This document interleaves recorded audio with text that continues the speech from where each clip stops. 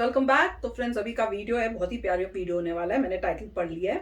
Title है not attach to materials, PM Modi donates every gift for educating girls. अरे वाह, मैंने ये तो सुना है कि वो कोई भी गिफ्ट रखते नहीं है, और उनकी कई इंटरव्यूज में ये सुनने को मिला है, पर ये नहीं था कि ये नहीं पता था कि एजुकेटिंग गर्ल्स के लिए मतलब एक स्पेसिफिक जो है उनका एम है कि कहाँ पे ये पैसा लगना चाहिए। तो वीडियो शुरू करते हैं। वीडियो शुरू करने से पहले अगर आप चैनल पर नए हो और आपने अभी तक सब्सक्राइब नहीं किया है तो जल्दी से पहले सब्सक्राइब के बटन और बेल आइकन को क्लिक कर लो, ताकि आपको हमारे सारे न्यू वीडियोस के नोटिफिकेशन मिल जाएं जैसे हम अपलोड करें। अगर आपको वीडियो पसंद आता है प्लीज लाइक एंड शेयर। चलिए शुरू करते हैं। लेकिन एक चीज साफ दिखती है मोदी जी क्या? कि आपको अपने लिए कुछ नहीं चाहिए।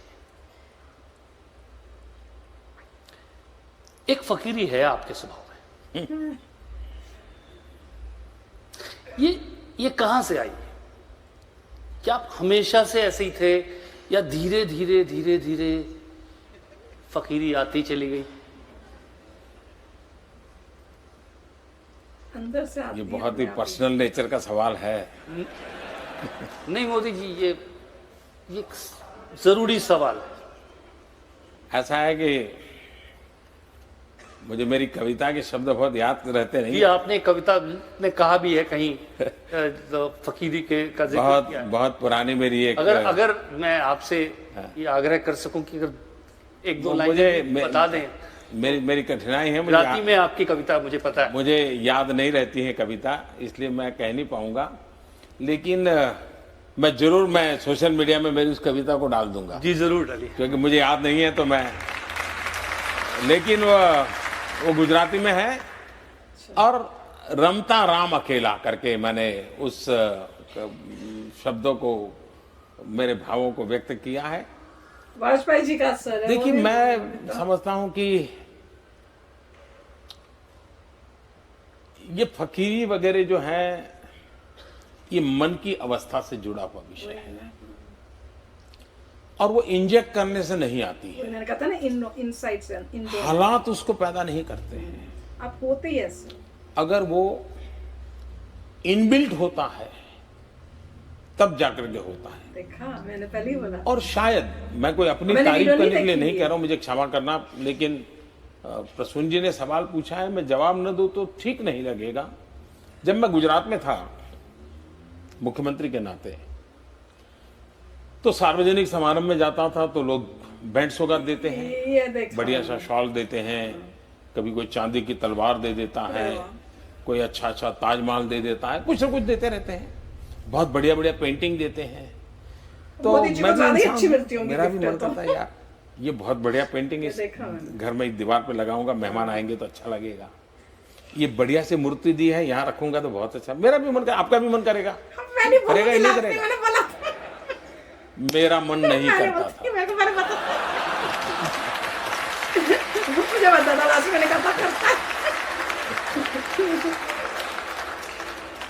और मैं ये सारी चीजें सरकार का जो ट्रेजरी होता है, तोशा खाना बोलते हैं, उसमें डाल अब देता पता हूं। चला तोशा खाना क्या होता वो है। भी बड़े तंग आ गए कि ऐसा क्या सब्जी से आप बारियां भेज देते हो।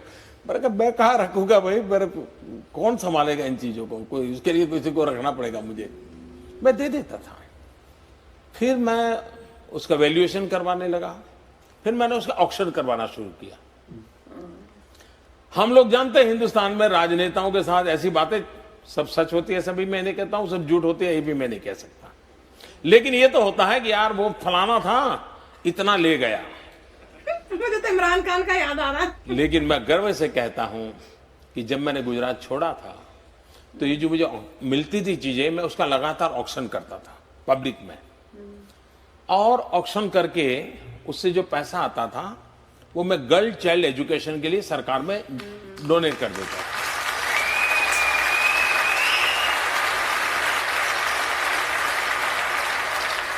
और करीब करीब 100 करोड़ से ज्यादा रुपये ऑक्शन से, और फिर लोग मुझे चेक भी देने लगे। किसी फंक्शन में जाता था तो चीज देने के बजाय गर्ल चाइल्ड एजुकेशन के लिए चेक देने लगे। ये अमाउंट करीब करीब 100 करोड़ से ज्यादा थी, जो मैं बच्चियों की शिक्षा के लिए देके था। लोग भी अडेप्ट करते हैं। गिफ्ट देने की जगह ये दो, और भी अच्छा काम हो गया। कमाल है। जब मैं मुख्यमंत्री से निकल करके प्राइम मिनिस्टर दिल्ली आना तय हो गया, आप लोगों ने मुझे धक्का मार दिया, नहीं, तो मैंने मेरे अफसर जो थे उनको बुलाया। मैंने कहा भाई ये जो मैं एमएलए के नाते कमाता था, क्योंकि एमएलए के नाते पैसे मिलते थे, मैंने कहा पैसे पड़े हैं, क्या करेंगे हम लोग, हाँ, ये भी दे मैं कहाँ ले जाऊंगा। वो भी देती है। आप हैरान होंगे सुन करके, मुझे अभी याद नहीं है, शायद 5-6 लाख रुपया था। मैंने कहा भाई मैं तो कोई सरकार में दे देना चाहता हूँ, और मैंने कहा मेरी इच्छा ये है कि गांधीनगर के सचिवालय में जो ड्राइवर और प्यून है उनके लिए मैं अमाउंट छोड़ दूं, आपको इसका व्यवस्था कर दीजिए, और उसके ब्याज में से ये ड्राइवर और उनके प्यून के बच्चों को कुछ न कुछ मदद मिलती रहे, वो पढ़ते रहे, ऐसी व्यवस्था कीजिए। मेरे जो अफसर थे सुन रहे थे मुझे, कुछ बोले नहीं वो। अफसर बड़े कुशल होते हैं, मैं बार बार देख ऐसे सकती हूँ, हालात मैंने हैं। देखा है। मैं भी सोच रहा था कि मेरी बात मान लिए कुछ करेंगे। 2 दिन के बाद उनका साहब हम जरा घर में मिलने आना चाहते हैं। मैंने कहा आई जाइए, क्योंकि मुझे जाने की तैयारी कर रहा था। उन्होंने कहा साहब आप ऐसा मत कीजिए, पता नहीं कब आपको पैसों की जरूरत पड़ जाए और आपके पास कुछ है नहीं। मेरे अफसरों ने मुझे वो पैसे देने नहीं दिए, तो मैंने कहा यार कम से कम मैं तो क्या करूंगा इसे ले जाकर। आखिरकार वो बहुत समझाने पर मान गए, और सारे पैसे तो मेरे उन्होंने लेने से मना कर दिया, लेकिन एक छोटा सा फाउंडेशन बनाया, और मुझे याद नहीं आज शायद 21,000 रुपया है, इतना कुछ शायद उसमें मैं दे करके इन गरीब लोगों के लिए दे करके निकल गया। शायद मेरी जिंदगी ही मैं कैसे ऐसी अभाव में ऐसे पैदा लोग हुआ, होने चाहिए। इसलिए मुझ पर किसी चीज का प्रभाव नहीं होता है। वाह।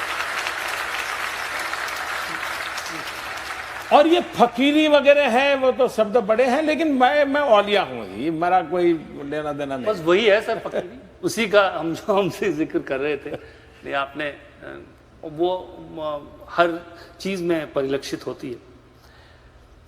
बहुत ही प्यारा वीडियो है, और मैं तो 100 बारी देख सकती हूँ।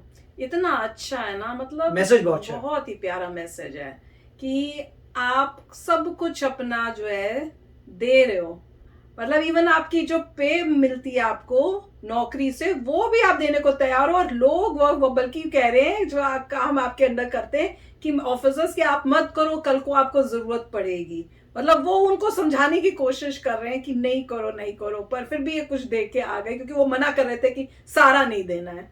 तो बात कुछ हद तक दुनियादारी में भी ठीक है कि ओल्ड एज में जब होंगे अकेले होंगे तो पता नहीं। नॉर्मली जो प्राइम मिनिस्टर है हाँ, उसकी जहां तक मुझे पता है गवर्नमेंट टेक केयर करती है अच्छा, गोइंग फॉरवर्ड। ओके, आप बताइए अगर सही नहीं है, मैं आपको बता होना तो चाहिए। मतलब ऐसा मैं आपको बता रहा हूँ कि जहां तक मुझे पता है कि एक बार जब आप बन जाते हैं प्राइम मिनिस्टर, उसके बाद गवर्नमेंट आपके टेक केयर करती है टिल द एंड।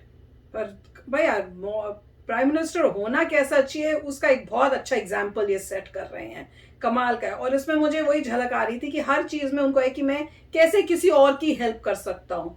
और ये मैं बताऊं, चाहे बोले ना बोले, ये आरएसएस का है, ये आरएसएस सिखाती है, क्योंकि यही चीजें मेरे पापा के अंदर है।